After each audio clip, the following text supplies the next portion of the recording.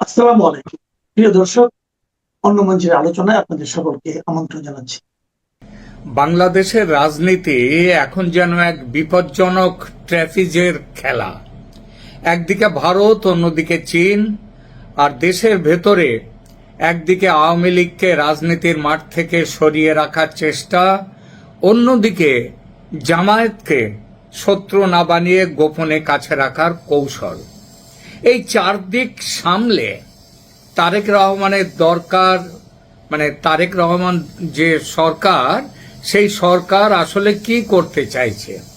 তারা কি নতুন এক ভারসাম্য তৈরি করছে, নাকি এমন এক দড়ির ওপর হাঁটছে যেখানে একবার পা ফসকালেই ভেঙে পড়বে পররাষ্ট্রনীতি, অভ্যন্তরীণ রাজনীতি, এমনকি নিজেদের ক্ষমতার ভিত্তিও? কারণ ঘটনাগুলো আলাদা আলাদা নয়, সবই এক সূত্রে বাঁধা। দেখুন, 7 এপ্রিল দিল্লিতে খলিলুর রহমানের সফর, বিজেপির সভাপতির উদ্দেশ্যে বিএনপি দলের সভাপতি তারেক রহমানের চিঠি, এস জয়শঙ্করের সঙ্গে বৈঠক, ভিসা ও সম্পর্ক পুনর্গঠনের আলোচনা, তেলের চাহিদা আর সারের চাহিদা, এসবের পরেই চীনের কমিউনিস্ট পার্টির আমন্ত্রণে বিএনপির উচ্চ পর্যায়ের প্রতিনিধি দলের চীন সফরে যাওয়া। অর্থাৎ দিল্লির দিকে হাত বাড়ানোর পরপরই বেজিংয়ের দিকেও হাত বাড়ানো হয়েছে। এটা কি কেবল কূটনীতি, নাকি এটা ক্ষমতা টিকিয়ে রাখার বড় খেলা? আজ আমরা সেটাই বুঝতে চাইব এই প্রতিবেদনে। প্রথমে ভারতের প্রসঙ্গ। দিল্লি সফরে বাংলাদেশের পক্ষ থেকে টু ট্র্যাক আলোচনা একসঙ্গে চালু করা হয়। সরকারি ট্র্যাক এবং দলীয় ট্র্যাক। খলিলুর রহমান সরকারি বৈঠক করেন, আর প্রধানমন্ত্রী তারেক রহমানের পররাষ্ট্র উপদেষ্টা হুমায়ুন কবির, তিনি বিজেপি নেতা বিজয় চোথাওয়ালের হাতে তারেক রহমানের চিঠি তুলে দেন, যা ছিল বিজেপির সভাপতি নীতিন নবীনের উদ্দেশ্যে লেখা। এখানে বার্তাটি পরিষ্কার। তারেক রহমান সরকার শুধু ভারত রাষ্ট্রের সঙ্গে নয়, ভারতের ক্ষমতাসীন দল বিজেপির সঙ্গেও সরাসরি রাজনৈতিক লাইন খুলতে চায়। এটা দক্ষিণ এশিয়ার রাজনীতিতে খুবই গুরুত্বপূর্ণ। কারণ অনেক সময় রাষ্ট্রের আনুষ্ঠানিক কূটনীতির চেয়ে ক্ষমতাসীন দলের সঙ্গে রাজনৈতিক আস্থার চ্যানেল বেশি কার্যকর হয়।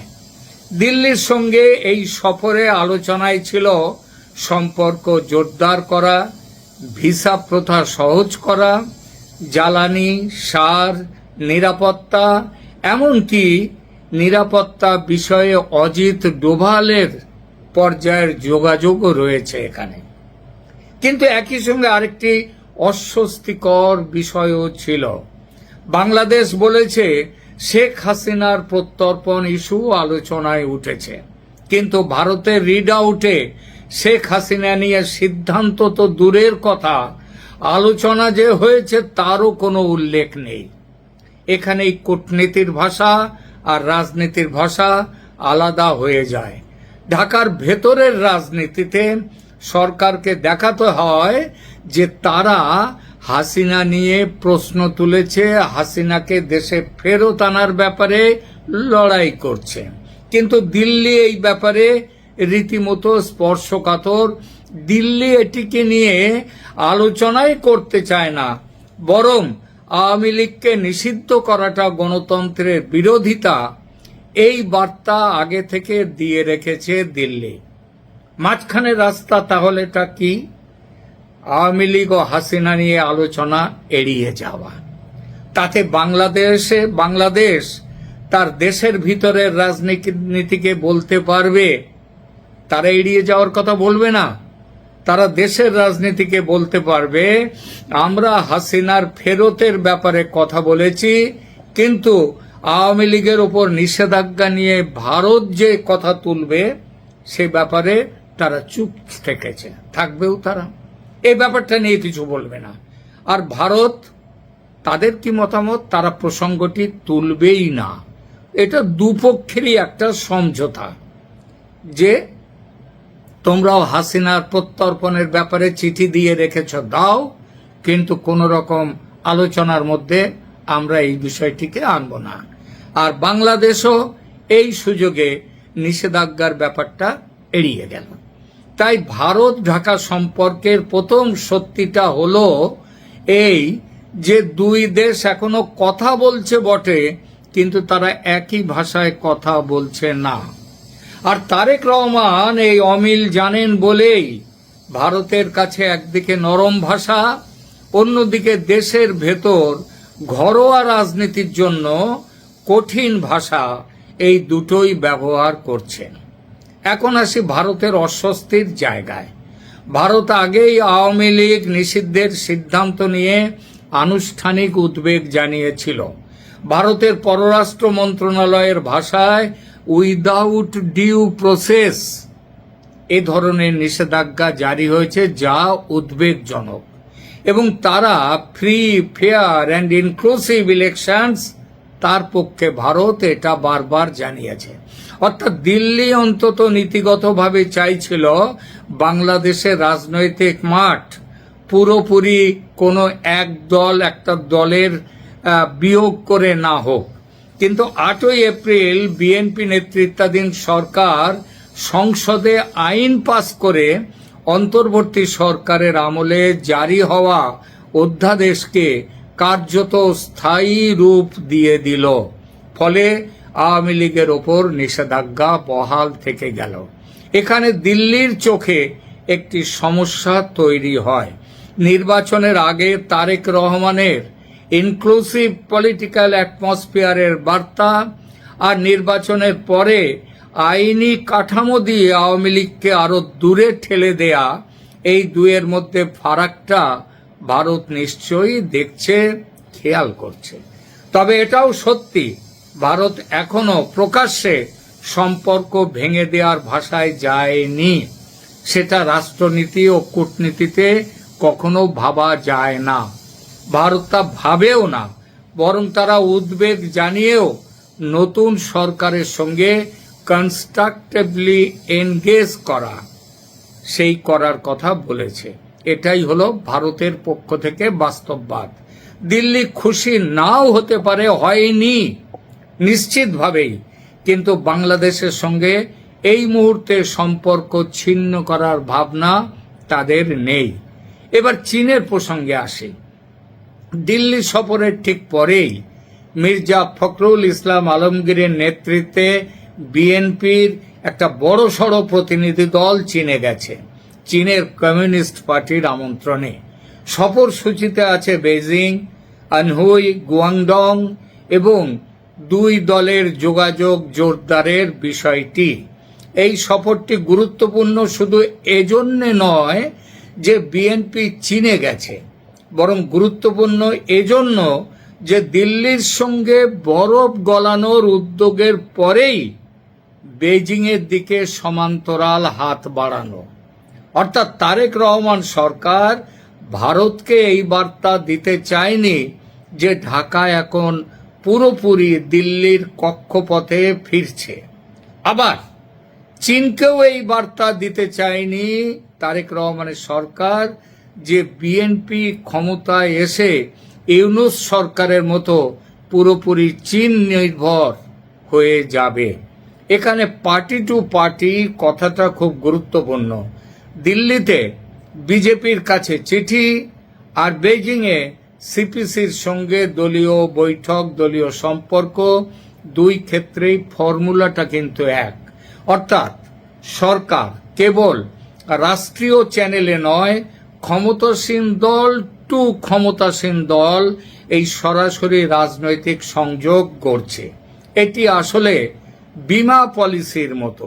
কোনো একটি দেশের আমলাতান্ত্রিক বা কূটনৈতিক সম্পর্ক হঠাৎ যদি জটিল হয়ে যায়, তখন রাজনৈতিক চ্যানেল যেন খোলা থাকে। চীনও এই সুযোগে লাভবান, কারণ বিভিন্ন প্রতিবেদনের যে রিপোর্টগুলো আসছে সেই রিপোর্টগুলো বলছে চীন বাংলাদেশের সব বড় রাজনৈতিক দলগুলোর সঙ্গেই সম্পর্ক বাড়াতে আগ্রহী।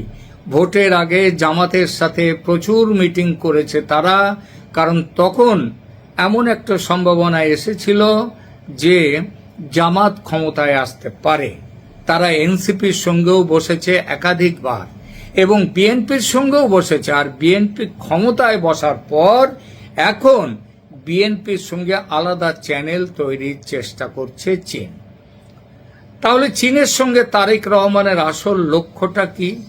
প্রথমত ভারতের বিরুদ্ধে দর কষাকষির ক্ষমতা বাড়ানো, দ্বিতীয়ত উন্নয়ন, বিনিয়োগ ও কৌশলগত যোগাযোগের ব্যাপারে ভারতের বিকল্প একটা দরজা, চীনের দরজা খুলে রাখা, তৃতীয়ত আন্তর্জাতিক স্তরে বার্তা দেয়া যে বাংলাদেশ কারো স্যাটেলাইট বা উপগ্রহ নয়।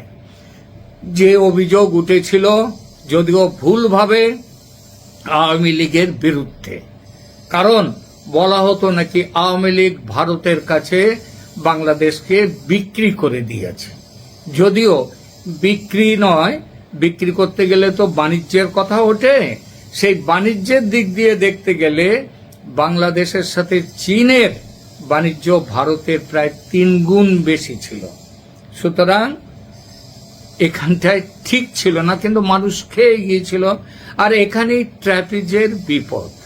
ভারত যদি ভাবে যে বিএনপি দিল্লিকে ব্যবহার করে বেজিং এর কাছে দর বাড়াচ্ছে, তবে অবিশ্বাস বাড়বে। আর চীন যদি ভাবে বিএনপি কেবল ভারতের ওপর চাপ তৈরির জন্য চীনা কার্ড খেলছে, চীনের কার্ড, তাহলে সেখানেও আস্থার সংকট তৈরি হবে। অর্থাৎ দুই দিকেই দরজা খোলা রাখা যতটা ফায়দার, ঠিক ততটাই আবার ঝুঁকিও। বাইরের শক্তির পর এখন আসি ভেতরের দুই শক্তিতে, আওয়ামী লীগ এবং জামাত। আওয়ামী লীগকে নিয়ে বাস্তবতা হলো তাদের উপর নিষেধাজ্ঞা এখন শুধু অন্তর্বর্তী ব্যবস্থার প্রশাসনিক সিদ্ধান্ত নয়, সেটা 8ই এপ্রিল থেকে আইনি কাঠামো পেয়েছে। এতে একটি বড় বার্তা গেছেও। তারেক রহমান সরকার শুধু নির্বাচনী লড়াই জিতেই থামতে চায় না, তারা চাইছে রাজনৈতিক ময়দানের কাঠামো পুরোপুরি নিজেদের পক্ষে পুনর্গঠন করতে, নিজেদের মাঠ শক্ত করতে। এই পুনর্গঠনের অর্থ কি? অর্থ হলো আওয়ামী লীগকে এমন অবস্থায় রাখা যাতে তারা তাৎক্ষণিকভাবে মূলধারার প্রতিদ্বন্দ্বী হিসেবে ফিরতে না পারে। তারা বিএনপিকে যেন চ্যালেঞ্জ না ছুড়তে পারে। সেই সঙ্গে মুক্তিযুদ্ধের সপক্ষে আওয়ামী লীগের যে ব্যাপক সমর্থন, সেই সমর্থনকে নিজেদের দিকে টেনে আনা। এটাই বিএনপির ফর্মুলা এটাই। আর এখানেই দিল্লির অস্বস্তি বোঝা যায়, কারণ ভারত প্রকাশ্যে ইনক্লুসিভ ইলেকশনের কথা বলেছে সেই প্রথম থেকে। আর আওয়ামী লীগকে লং টার্ম পলিটিক্যাল এক্সাইল, রাজনৈতিক নির্বাসনের দিকে ঠেলে দিলে সেটা ভারতের সেই ঘোষিত অবস্থানের সঙ্গে সাংঘর্ষিক হয়ে যায়। অন্য দিকটি হলো জামাত। এখানে চিত্রটা জটিল। একদিকে গুঞ্জন আছে ভবিষ্যতে ক্ষমতার কোনো বিন্যাসে জামাতের জন্য বড় ভূমিকা রাখার কথা চিন্তা হচ্ছে। এমনকি উপপ্রধানমন্ত্রীর মতো পদের কথাও শোনা যাচ্ছে। কিন্তু এসবের কোনো আনুষ্ঠানিক নিশ্চিতকরণ নেই। নিশ্চিত খবর থাকার কথা উঠবে এই ব্যাপারটি প্রকাশ হলে। যতদিন তা না হয় ততদিন এটা জল্পনা। তবে মনে রাখতে হবে, জল্পনা তৈরি হয় সম্ভাব্যতা থেকে। অনেক সত্যি, অনেক বাস্তব প্রথমে জল্পনা বা গুঞ্জন হয়ে উঠে আসে, পরে বাস্তবে রূপ পায়। তারেক রহমান নিজে রয়টার্সকে বলেছেন তিনি জামাতের সঙ্গে ঐক্যের সরকার গঠন করতে চান না, কারণ তাতে কার্যকর বিরোধী দল থাকবে না। জামাত তাই সরকারি দল নয়, বিরোধী দল হিসেবে থাকবে। কিন্তু তিনি তো এটাও বলেছিলেন যে তিনি কোনো দলকে নিষিদ্ধ করার পক্ষে নন। সুতরাং রাজনীতিবিদদের কাছে, বিশেষ করে বাংলাদেশের রাজনীতিবিদদের কাছে এই ধরনের কথার খেলাপিটা এই মুহূর্তে অন্তত বড় কথা নয়। এই দুইয়ের মধ্যে কোনটি সত্য? সম্ভবত সত্যিটা আছে মধ্যিখানে। তারেক রহমান নিশ্চিতভাবে প্রকাশ্যে জামায়াতের সঙ্গে সরকার গড়ার কথা বলবেন না, কিন্তু একই সঙ্গে জামাতকে এমন মাত্রায় শত্রু বানাবেন না যাতে বিরোধী ভোট, ইসলামপন্থী ভোট বা রাস্তায় প্রভাবশালী সংগঠিত শক্তি পুরোপুরি বিএনপির এবং তারেক রহমানের বিরুদ্ধে যায়। এটি হলো কন্ট্রোলড ডিস্টেন্স রাখার চেষ্টা, অনেক ভেবে চিন্তে হিসেব নিকেশ করে দূরত্ব রাখার চেষ্টা। শত্রুও নয়, মিত্রও নয়, কিন্তু দরকারে ব্যবহারযোগ্য এক রাজনৈতিক দূরত্ব। আর এখানেই ট্রাপিজের সবচেয়ে ঝুঁকিপূর্ণ দড়ি। আওয়ামী লীগকে চেপে রাখা কিন্তু জামাতকে পুরোপুরি ঠেকিয়ে না দেয়া, পুরোপুরি তাদেরকে দমন না করা, এই সমীকরণ বাংলাদেশের ভেতরে যেমন উত্তেজনা বাড়াতে পারে, তেমনি বাইরে ভারতকেও চিন্তিত করতে পারে। কারণ সেই 10 ট্রাক অস্ত্রের কথা তো মনে আছে, সৌজন্যে জামাত বিএনপির যোগসাজশ। কারণ দিল্লির কাছে প্রশ্ন হবে, বাংলাদেশ কি ইনক্লুসিভিটি কমিয়ে ইসলামপন্থী দর কষাকষির রাজনীতির দিকে যাচ্ছে? আর বেজিং এর কাছে প্রশ্ন হবে, বাংলাদেশ কি আদর্শগত নয়, কেবল ক্ষমতাগত বাস্তবতায় সব শক্তিকে ব্যবহার করছে, ভারতের সাথে দর কষাকষি করছে? তাহলে বড় প্রশ্ন, তারেক রহমান সরকার কি ট্র্যাপিজ খেলা সামাল দিতে পারবে? উত্তর হলো পারবে, কিন্তু খুব কঠিন শর্তে, খুব ঝুঁকি আছে। প্রথম শর্ত, ভারত ও চীনের মধ্যে ভারসাম্য রক্ষা করতে হলে এক পক্ষকে অন্য পক্ষের বিরুদ্ধে প্রকাশ্যে লিভারেজ হিসেবে ব্যবহার করা যাবে না। দিল্লি সফর আর চীন সফরের ধারাবাহিকতা এখন এই অবস্থায় খুব স্মার্ট একটা খেলা, ব্যালেন্সিং এর খেলা মনে হতে পারে, কিন্তু একই কৌশল বারবার ব্যবহার করা হলে তা মিসট্রাস্ট, অবিশ্বাসে পরিণত হবে। দ্বিতীয় শর্ত, আওয়ামী লীগকে নিষিদ্ধ রেখে যদি সরকার অন্তর্ভুক্তিমূলক রাজনীতির ভাষা ব্যবহার করে, তাহলে সেই দ্বৈততা একসময় বিশ্বাসযোগ্যতাকে খেয়ে ফেলবে। ভারত ইতিমধ্যে ডিউ প্রসেস ও ইনক্লুসিভ ইলেকশনের কথা বলেছে, ফলে এই প্রশ্ন বাইরে থেকেও চাপ তৈরি করবে এবং নিশ্চিতভাবেই ভারত সেই চাপ দেবে। তৃতীয় শর্ত, জামাতকে নিয়ে অস্পষ্টতা দীর্ঘদিন রাখা যাবে না। ওই যে বাজারে একটা কথা উঠেছে, জামাতের আমির হবেন কিংবা জামাতের পক্ষ থেকে কেউ হবেন বাংলাদেশের তারেক রহমান প্রধানমন্ত্রী, আর তিনি হবেন উপপ্রধানমন্ত্রী। এই যে কথাটা বাজারে উঠেছে, এই কথা কিন্তু দাবানলের মতো ছড়িয়েও যাবে, ঠেকানো যাবে না। যদি জামাতের সাথে দূরত্ব থাকে বিএনপি ও জামাতের মধ্যে, সরকারকে তা নীতিগতভাবে দেখাতে হবে। আর যদি আড়ালে কোনো পাওয়ার শেয়ারিং আন্ডারস্ট্যান্ডিং তৈরি হয়, তাহলে সেটা ফাঁস তো হবেই একদিন না একদিন।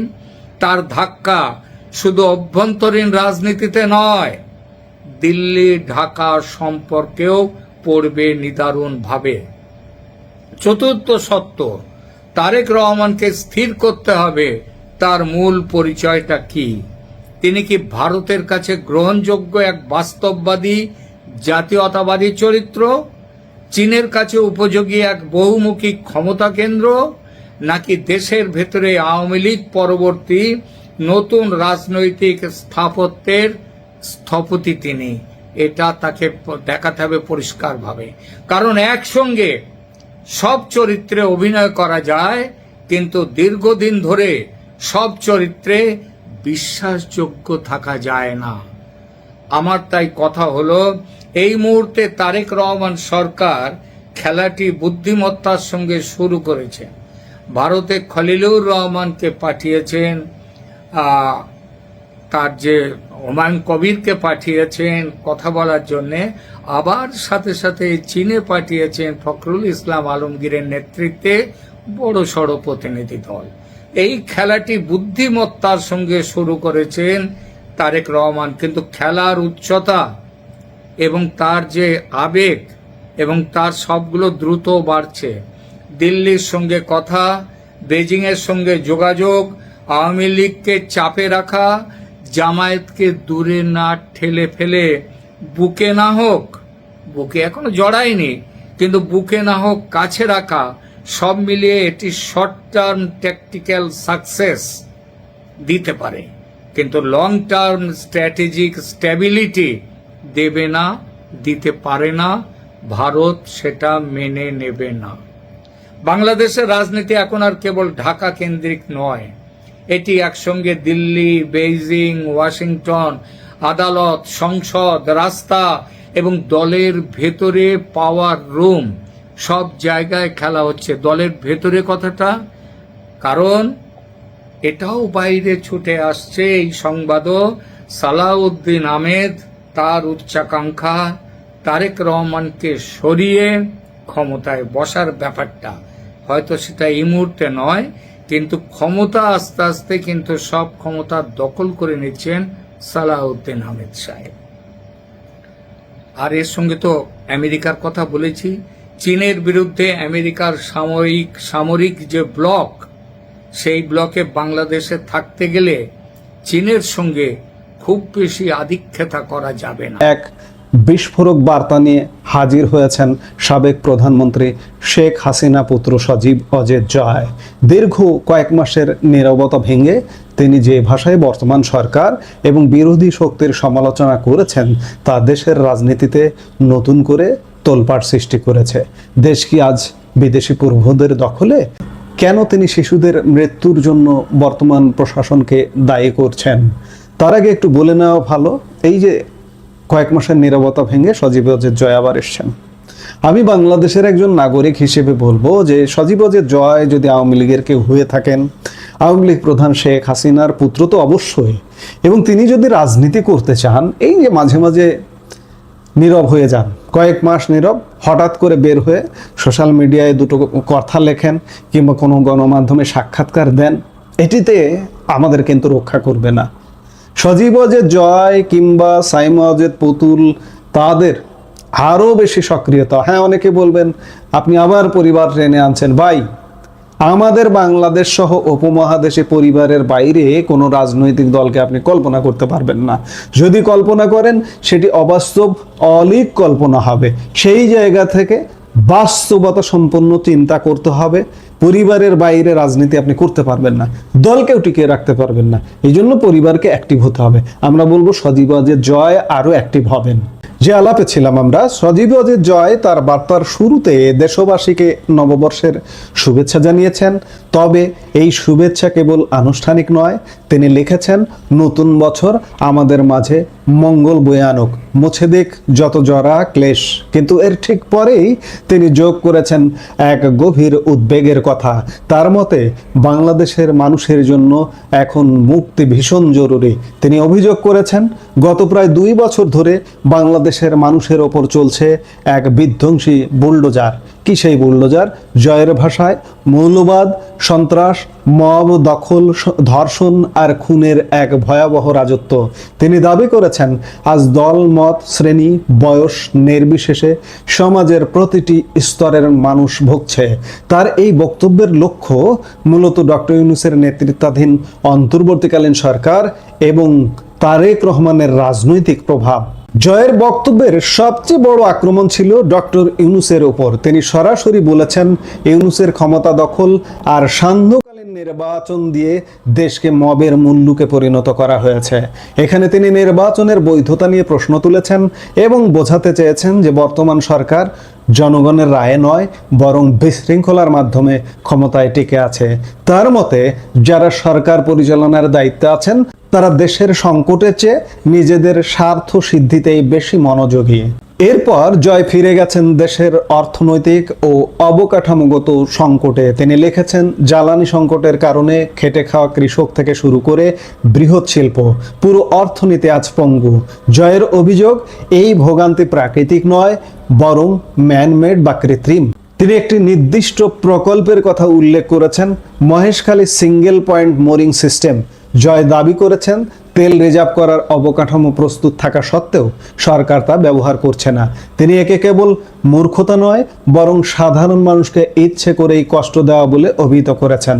তার মতে, এই প্রকল্পটি চালু থাকলে তেল আমদানিতে 9 দিন সময় বাঁচত এবং বছরে 800 কোটি টাকা আয় হতো।